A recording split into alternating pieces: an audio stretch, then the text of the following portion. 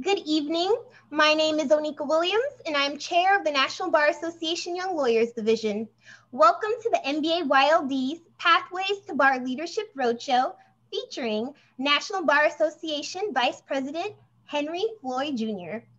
The National Bar Association was founded in 1925 and is the nation's oldest and largest national network of predominantly African American attorneys and judges. The YLD is the home of the young lawyer within the NBA and represents the interests of young Black attorneys under the age of 40 years old or originally admitted to practice within the past 10 years, whichever is more inclusive. This year's NBA YLD theme, 2020 and Beyond, recognizing the importance of the young lawyer, will be seen throughout 7 programmatic areas. 1, election protection, voter registration, and education. 2, COVID-19 recovery efforts. 3, efforts to eliminate police brutality. 4, 2020 census efforts and 2021 redistricting efforts. 5, professional and skills development. 6, mental health and wellness. And 7, pipeline programs and mentorship opportunities. Tonight's program will be led by our very own Maysam Ali. Ms. Ali is a policy advisor with the U.S. Department of Housing and Urban Development. Ms. Ali currently serves as the co-chair of public relations for the NBA YLD. Prior to that, she served as treasurer, twice elected, for the Greater Washington Area Chapter Women's Lawyers Division, which is GWAC, an affiliate of the NBA.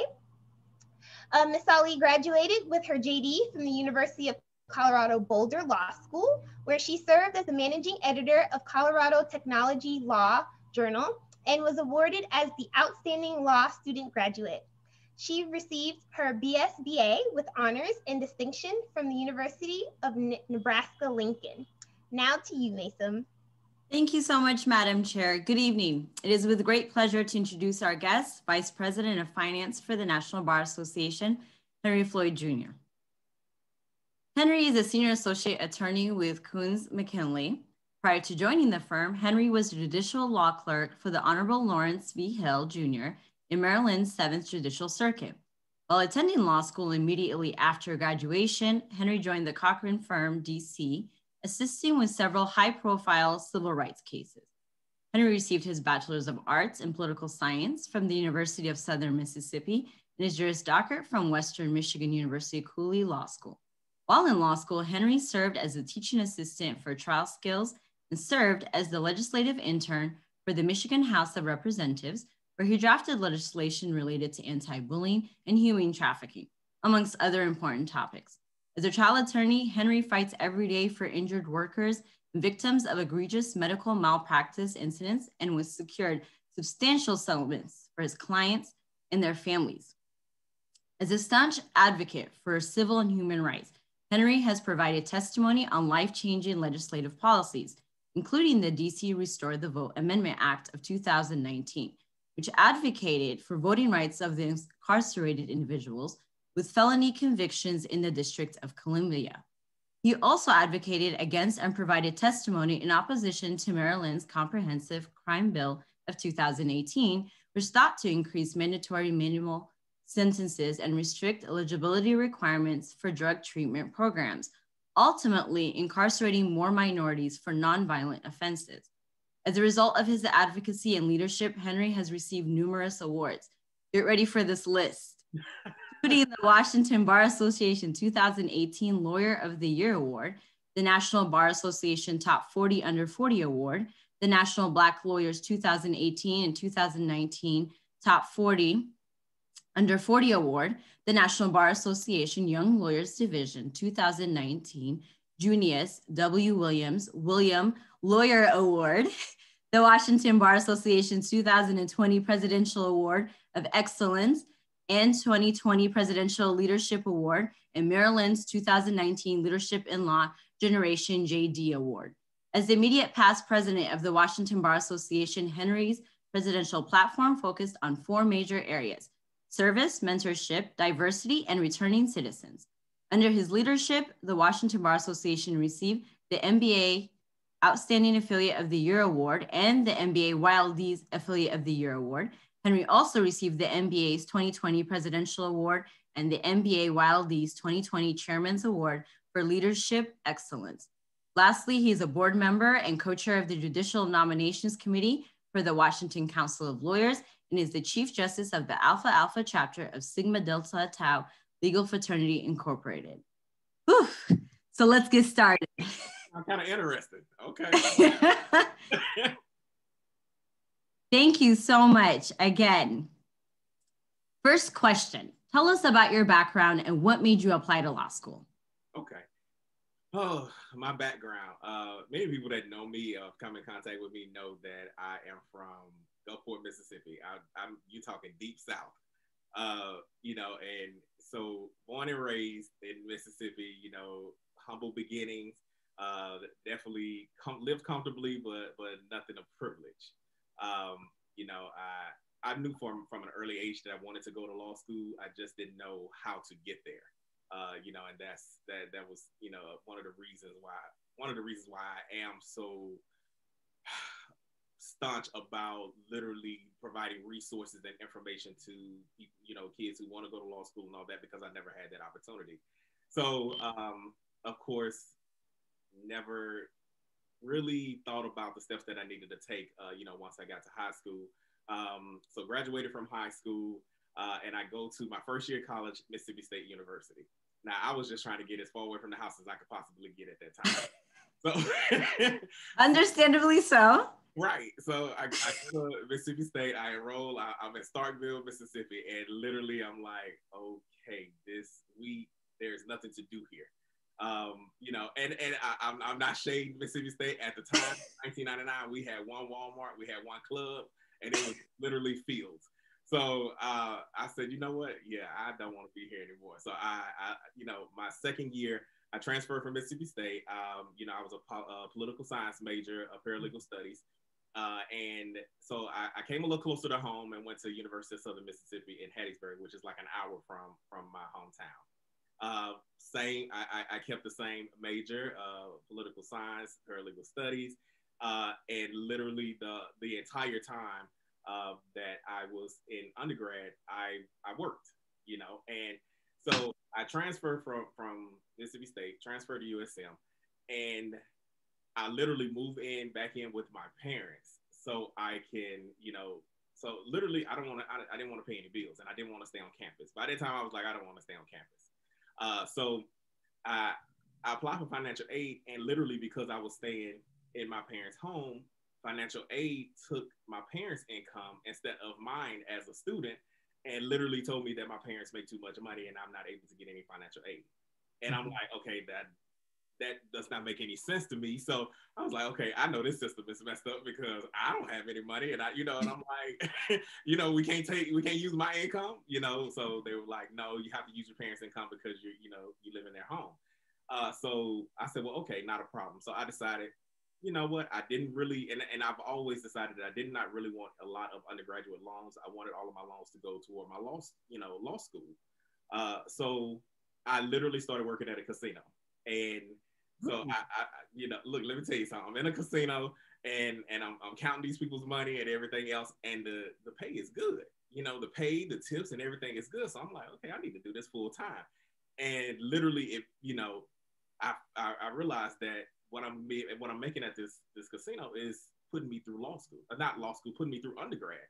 So, I'm like, okay, let's see how this goes. So I work my way up get into a supervisory role, and then I get into becoming a casino manager, after a couple of years. And the money is so good that where I'm just like, okay, I'm literally doing a full shift at the casino and then doing a full load of classes, which is exhausting.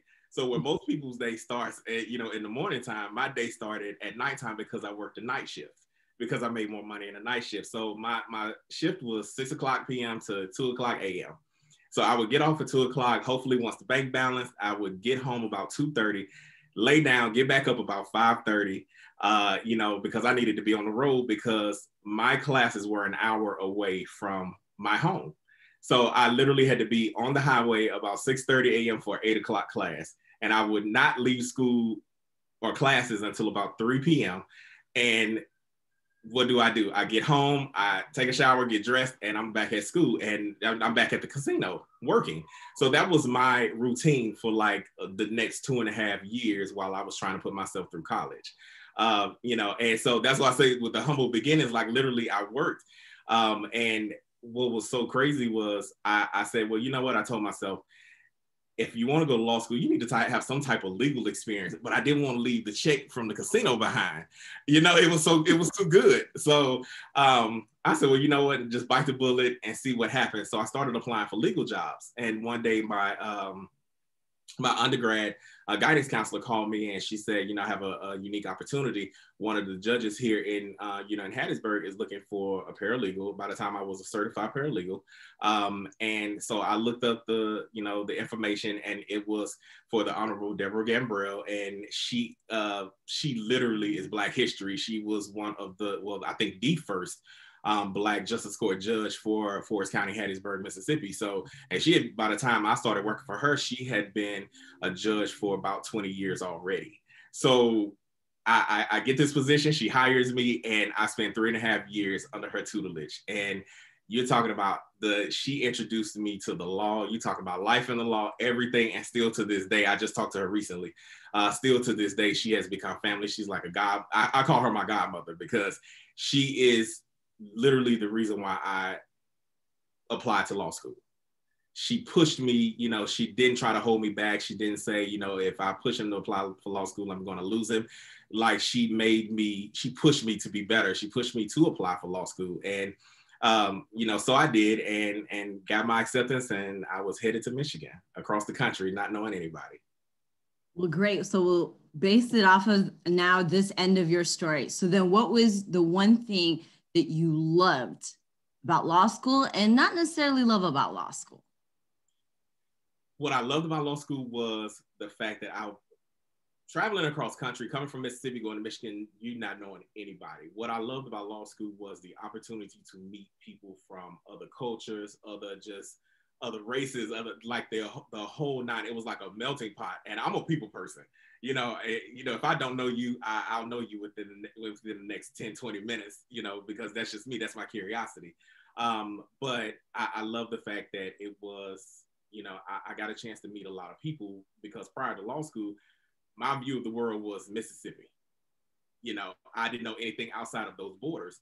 And so that's what I loved about law school. What I hated about law school, I think is the same that anybody else, hates about law school. Is the work. It's a strong dislike, not like as much. You don't have to use the word hate. Well, not hate, but what I think one thing that I dislike, it's the work. I was used to working, I was used to grinding, but it was something totally different.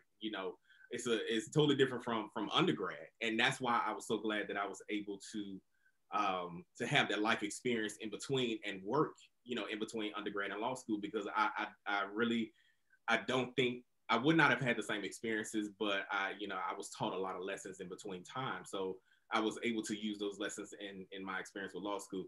What I found surprising about law school was I had a lot of classmates who I, as law students, they were training us to be advocates, training us to stand up for things that were, that were wrong and people that were wronged. And I think when it came to law school, I came in contact with a lot of people who were more worried about, their reputation and how things were, how it would negatively affect them and not actually helping people, and you see that that's just not in law school, that's, in the world. But I guess for me, it was, I came in and I could, call me green, call me naive, but I came in wanting to change, the world, even if it was one person at a time. So, I definitely didn't understand that concept of if you can provide help, why not do it? And would you say that's probably what kept you going through law school, kind of kept that energy and that mentality and made sure that once you graduate, you still had that going forward? Yes. It is, again, you see somebody who needs the help and you try to do all you can in order to help them. And if you can't provide the help, I'm one of those people, I don't sugarcoat anything. If I can help, I will. But if I can't, I'll be the first one to tell you, that's outside of my wheelhouse. Like, let me put you in contact with somebody who can possibly help. But, I won't just leave you high and dry, leave you hanging. But, you can change the world just one person at a time. That's great. And we definitely need more people like that. So thank you. Of course, thank you. Just building off of that. So if there's one thing that you wish you knew about being a new law school graduate, what would it be?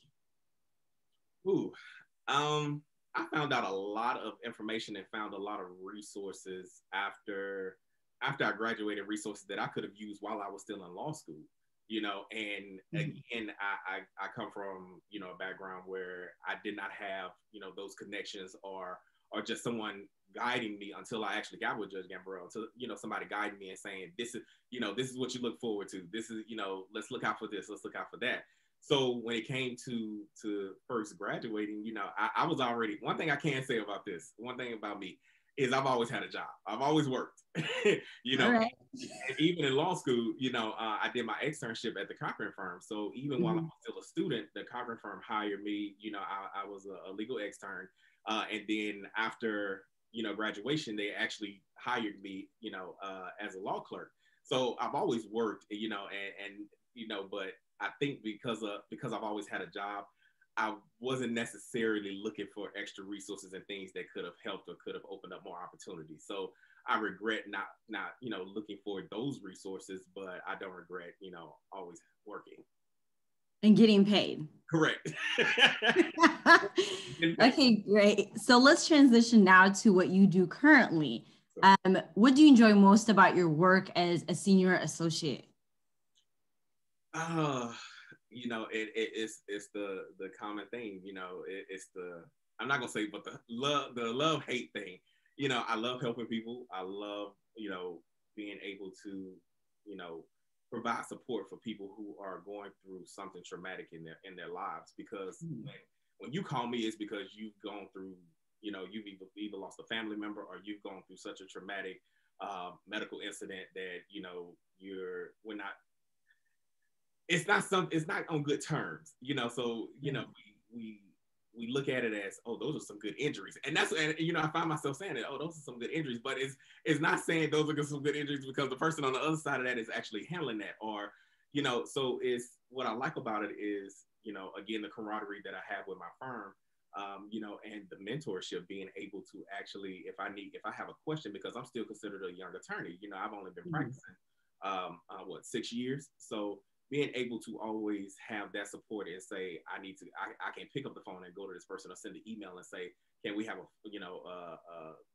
phone call and strategize, or what is it that I'm missing about this case? So that's what I love about my firm, is the support. That is so great. So, and now we'll transition over to your leadership path within the NBA. So how did you get your position? Okay, so we go back to, my position was directly correlated from my leadership with the Washington Bar. I was introduced to the Washington Bar while I was working for the Cochran firm, and Karen Evans, one of the partners, was actually the president of the Washington Bar. So it was indirectly through the Washington Bar. So I joined WBA, and worked my way up through leadership.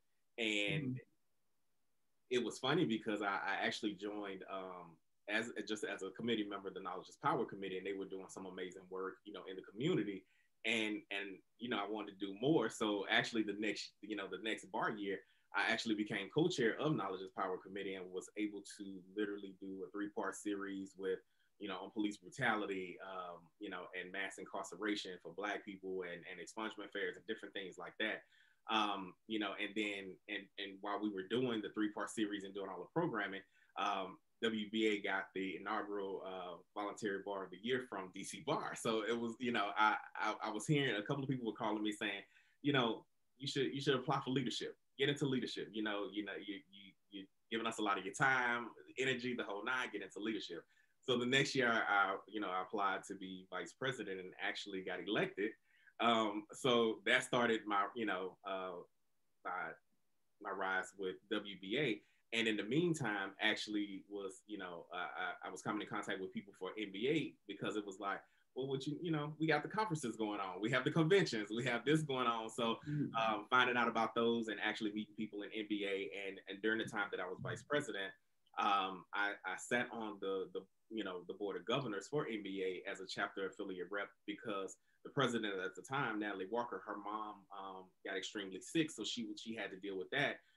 So she asked me to fill in for her. So I was able to sit on the board, find out, more about NBA. And then the next year as president-elect, I sat on the board again because the current president was unable to do so, but wanted WBA to still have, its seat on the board. So, and then again, when I became president, of course, I kept the seat on the Board of Governors, NBA Board of Governors. And during that time, in between the time when I was president-elect, I actually also served as a special assistant to the vice president for regions and affiliates, which was Dean Robinson. So I got a chance to as her special assistant, got a chance to meet all of the affiliate presidents, got a chance to meet all of the, the regional directors, and cultivate those relationships and really find out how the NBA works. So of course that was a big thing. And Dean Robinson and myself were both president at the same time of WBA and NBA. And once she was elected, I transitioned from her special assistant into her chief of staff. Okay.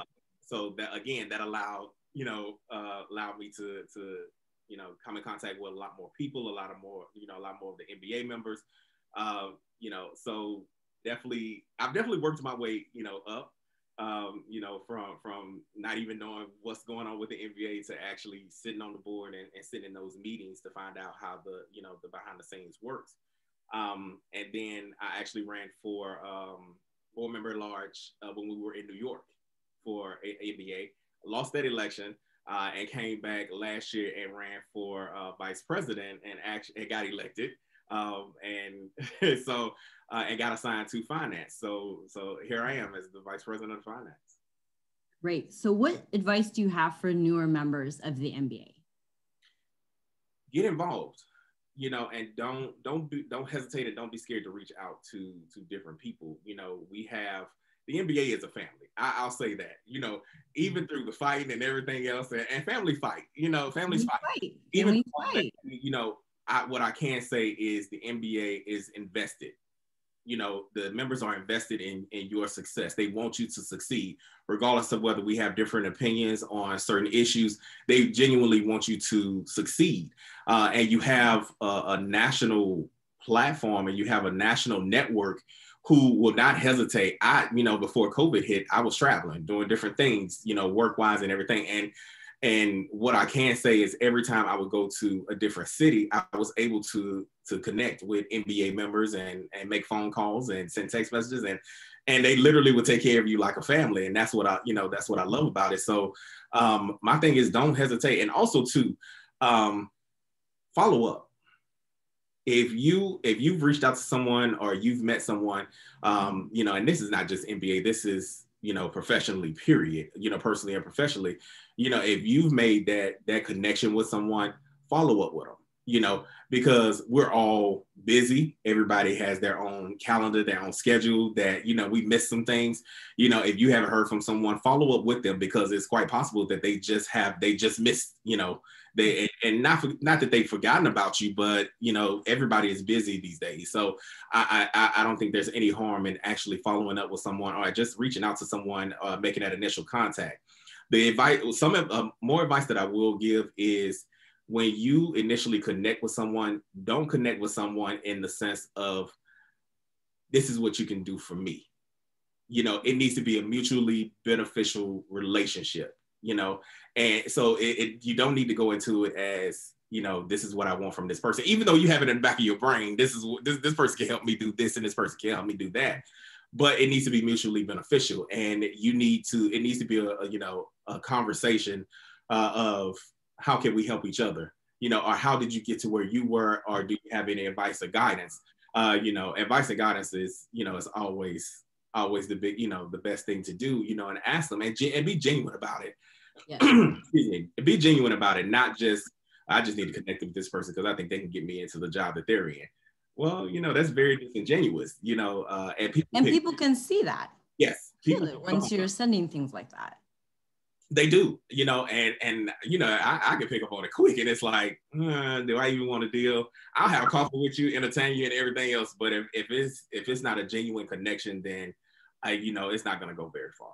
So be very genuine in what you want and make it mutually beneficial. Okay, great. So the last question from myself, but we will go over to the audience and their questions. You know, you have a very, very impressive background, even more impressive once I started Googling you. What would you say is your greatest achievement? Ooh, my greatest achievement coming from what I describe as humble beginnings, my greatest achievement is actually going after my dream of being an attorney and being in this space and not giving up on that. You know, and you know, I could go back and forth and say my greatest accomplishment is being president of this association or being a board member or running this association.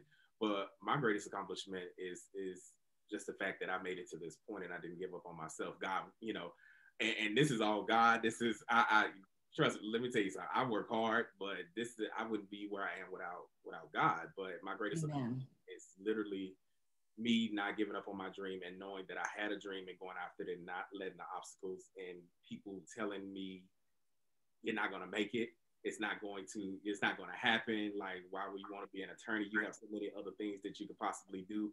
And, you know, when you have multiple people in your life that are, you know, trying to discourage you from going after your dreams, and it could be because they didn't go after theirs. I don't know the reason, you know, but it's my greatest accomplishment is being able to sit here and say, you know, I did it for me.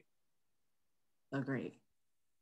Thank you so much. So let's get over to our audience if they have any questions. We have one question, so please let us know if you have questions. I see them come. Oh, they're coming in. Okay.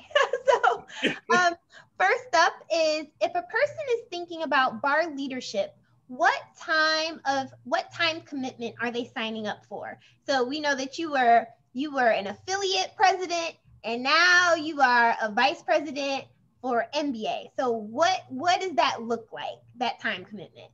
That looks like a lot. And that you know, it looks like a lot, and I get, you know, believe it or not, I get this question a lot, but it's literally time management. It's literally time management, but also boundaries. You know, when you decide to get into leadership, you make the decision for you.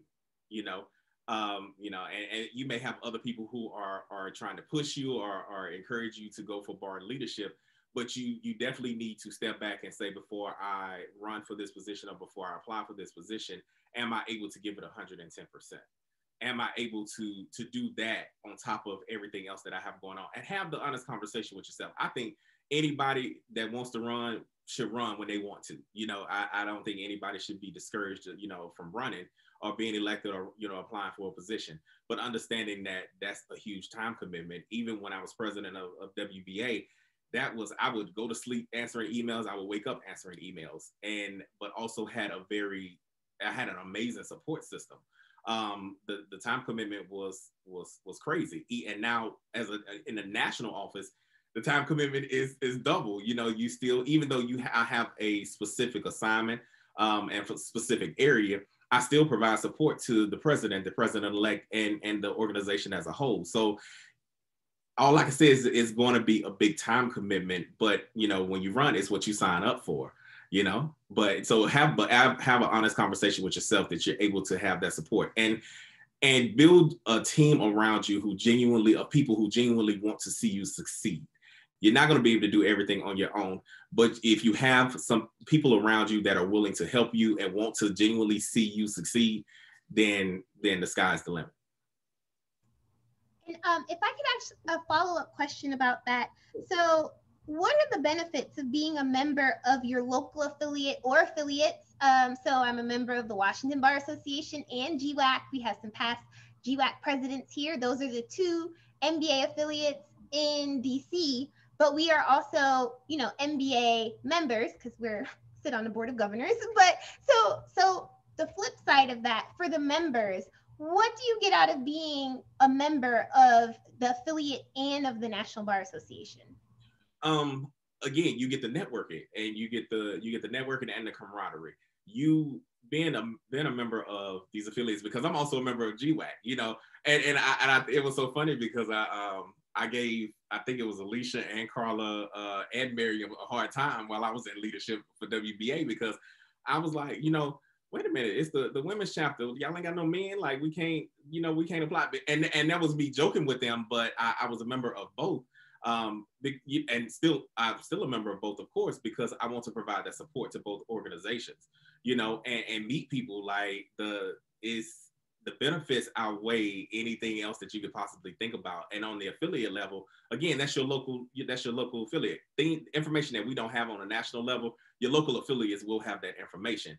And they disperse that information to you. So you'll get information quicker from them than you will from the national bar.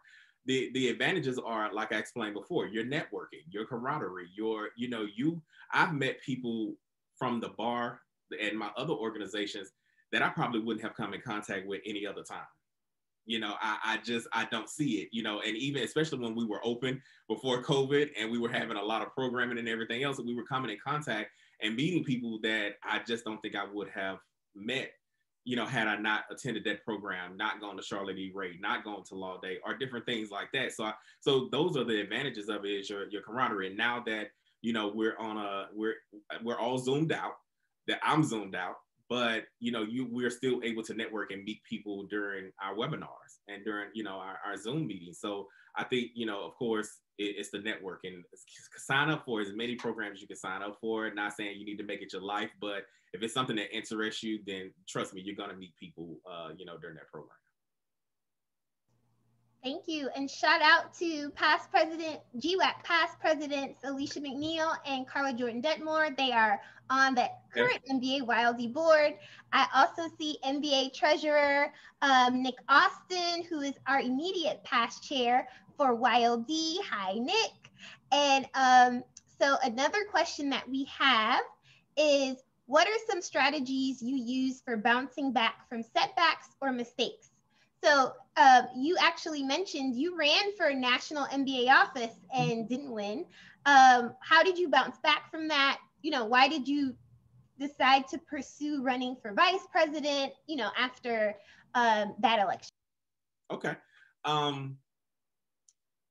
Honestly, to tell you the truth, I don't even think I had an opportunity to even try to figure out what happened in the last election.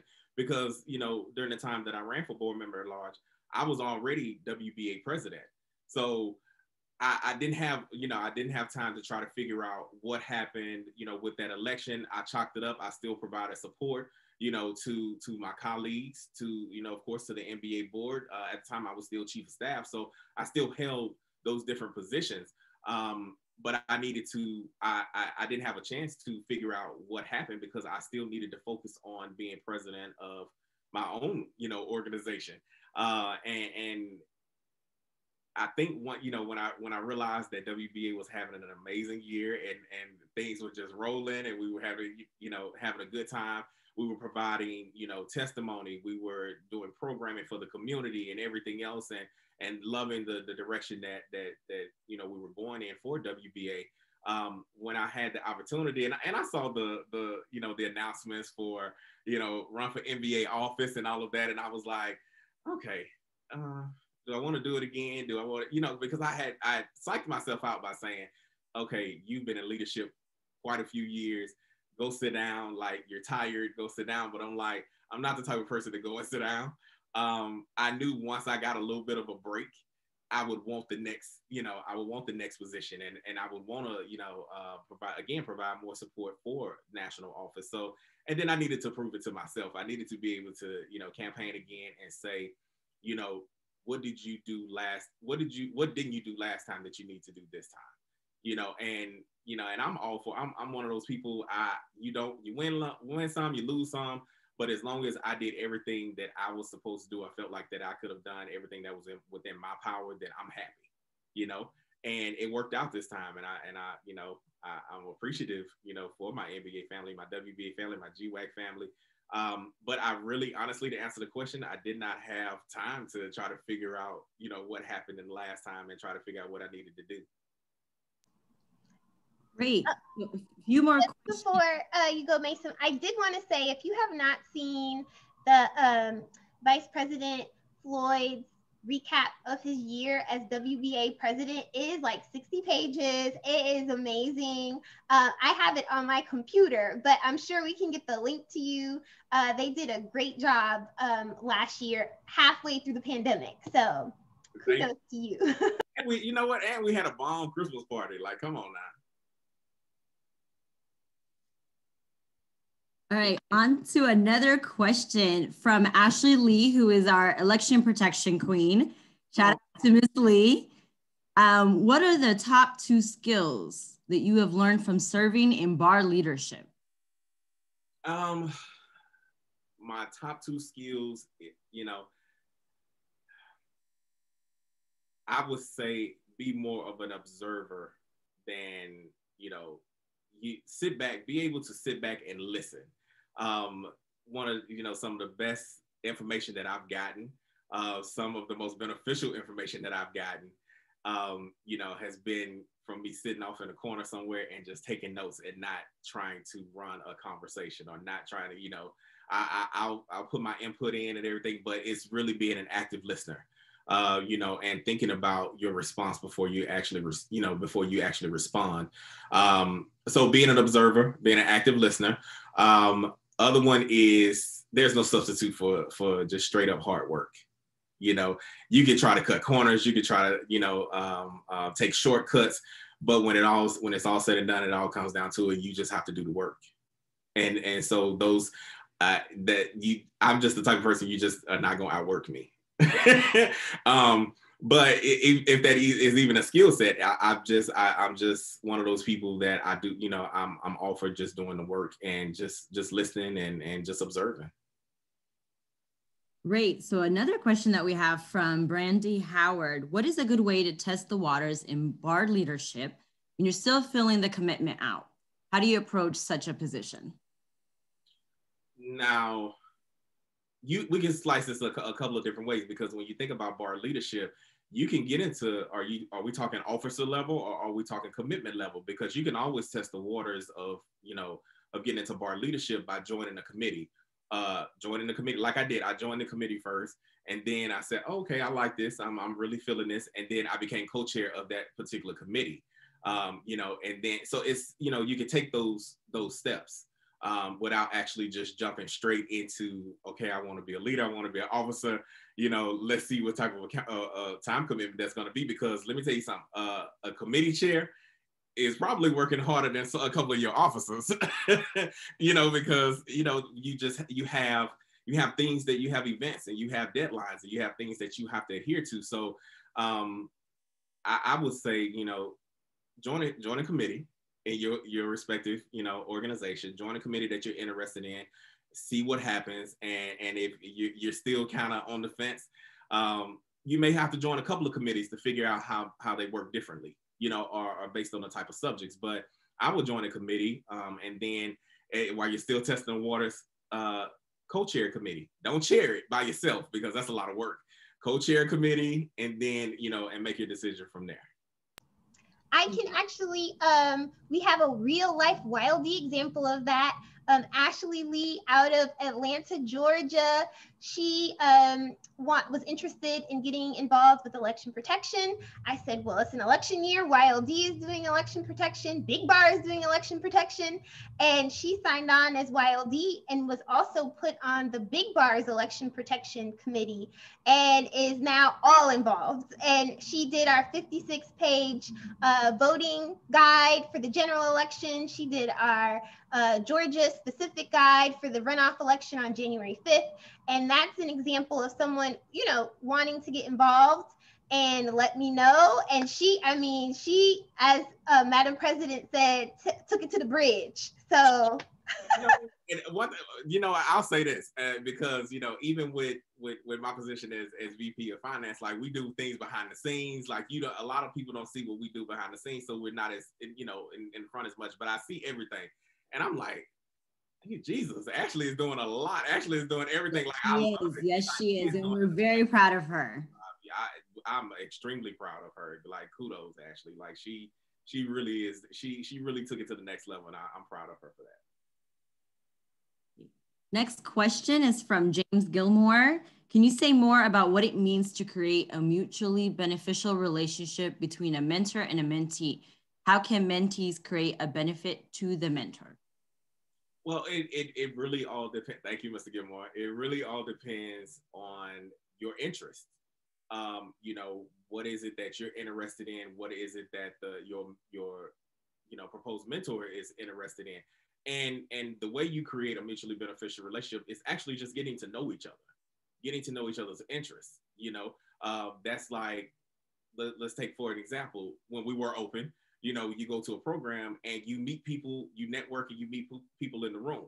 The people that you connect with the most are the ones that you're going to follow up with, the ones that you're actually going to reach out to after the event is over. And in order for you to be able to create a mutually beneficial relationship, you actually have to get to know each other. So that's that. I mean, and it may seem simple, but it's not. It's not actually a simple thing. Most people are not open. Or do not know how to do that. And again, it's in order to be able to do that, you have to be genuine in your connection. You have to be genuine in your intentions and trying, and actually asking someone, what are your interests? And also too, and I'll say this, people have different interests, from their day job. During the day, I do medical malpractice, I do, personal injury, workers' comp, and any other time, especially for my bar leadership, we do social justice, things. We still do those things, and we network and everything else, but we are focused on social justice. We're focused on, our subcategories, our police brutality, our mass incarceration, our different things like that. Our pro bono work. I'm a big advocate for access to justice, and go to those meetings and sit on those boards and do different things, in that space. So I have very different interests. So don't think that you can read my bio and say, okay, this is just reduce Henry down to the medical part of what he does during the day. Yeah, I fight for my clients during the day and everything else, but I'm also fighting for access to justice, and social justice issues. So I have different interests. So it's literally finding out what the person's interests are so you can make that connection and be mutually beneficial for each other. We have a follow-up question we actually have two questions. The first one related to what you were just speaking about is from our Region 2 friend, Miss Tanya Blocker. She wants you to share thoughts on or the importance of peer mentorship, especially among fellow bar leaders. As YLD, we're under 40 and some of us were in-house counsel, own your own law firm, judges. What about peer mentorship? Thank you, Ms. Blocker. I think peer mentorship is just as important as any other, mentor relationship, because we are relying on each other. Like, we are literally relying on each other, because a lot of us don't or may not be comfortable with going to, someone more seasoned, for advice. So it's, I'll be the first one to tell you, I'll go to my peers first, people in my age range, who have been practicing the same amount of time, and say, well, what do you think about this? What do you think about that? And I'm still going to my seasoned attorneys and my seasoned mentors, but in order to go, they can be intimidating sometimes, but because when you go to them, you want them to be able to, you want to be able to bring them another perspective when you're asking for their input and everything else, because you want to be able to show the seasoned attorneys, that your seasoned mentors, that, okay, I've thought about this, I've done my research, I've done my work, but I'm just stuck. What do I do about this particular issue?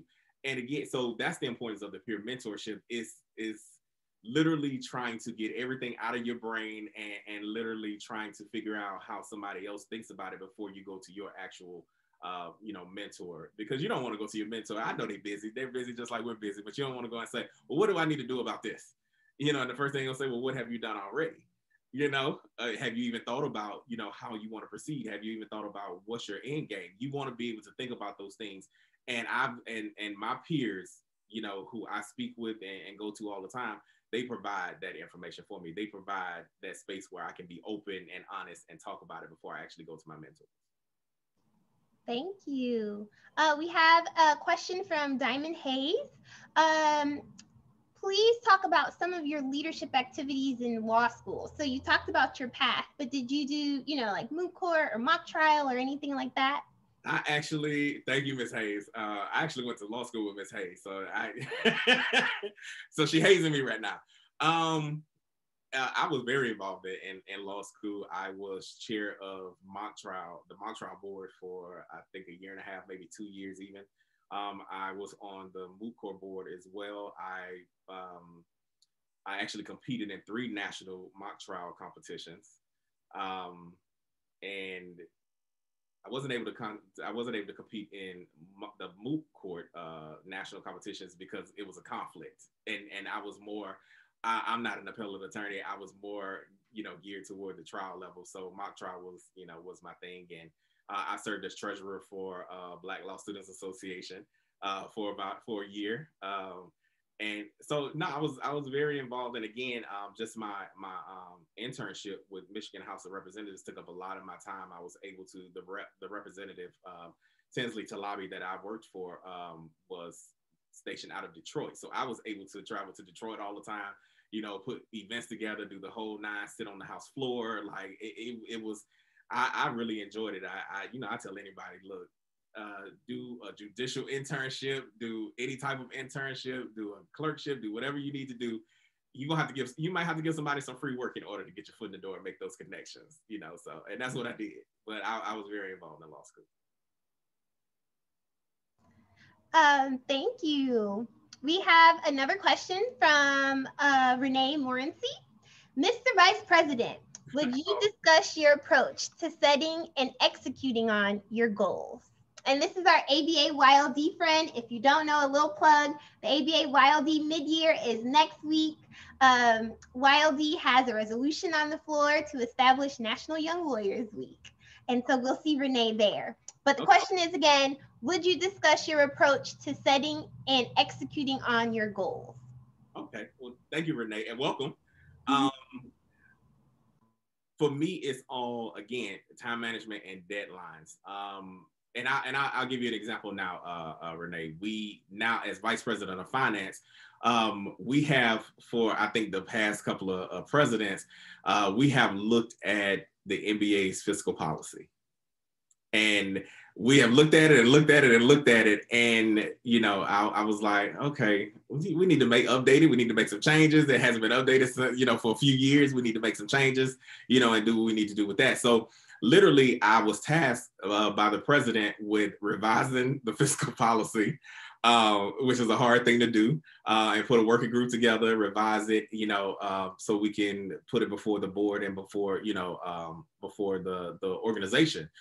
So what I did, what I normally do, we set deadlines. You pull together the working group, and what you do is, and what I've done with this particular assignment is I set us up on a 30, 60, 90, 100, 120 day, assignment, which by 30 days, we should have, this done, these tasks done. By 90 days, we're steady building. We should have these tasks done by, 30, 60, 90, 120.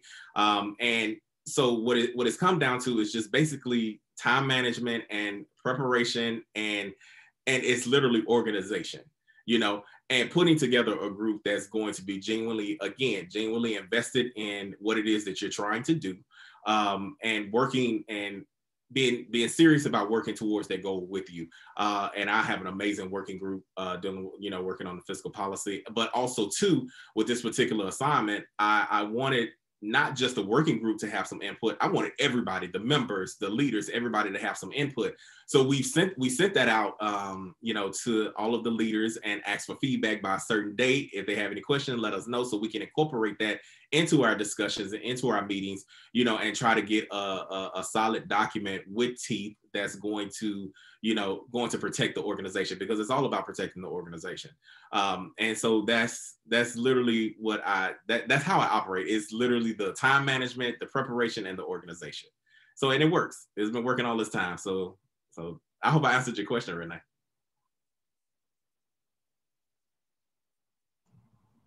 So unless there are any more questions, I'm looking to make sure we answered them all. I will give it to you, Mason, and Vice President Floyd, to to close out, if you want to leave us with any departing words. Thank you, Madam Chair. Well, thank you so much, Vice President Floyd. We truly appreciate you spending this nice evening with us, and we really hope to have more collaboration. You've said a lot of amazing things, even for myself. I was taking notes and making sure I'm keeping these things in mind. I'm sure the audience thought the same thing. So thank you again for your time. Thank you, Mason. Thank you, Madam Chair. Thank you all for having me. Of course, you know, anytime you ask me something, my answer is always yes. Thank you, everybody that attended, who has questions. I'm all about, again, a follow-up. So if anybody wants to reach out to me, I don't know, Onika, if you want to, I don't know if we do follow-up emails, but, I'm open with you providing my email. So thank you so much. Yes. And we can actually, you can either reach out to me. I will put my email in the chat and we can get you connected to Vice President Floyd. I'll put my personal email in the chat. Just let us know if there's anything that we can do for you. And thank you so much, Mason. Thank you so much, Vice President Floyd. And thank you for coming out tonight. Continue to stay tuned to our social media. We have upcoming events and we hope to see you soon. Stay well. Thank you. Good night, everybody. Thank you. Good night.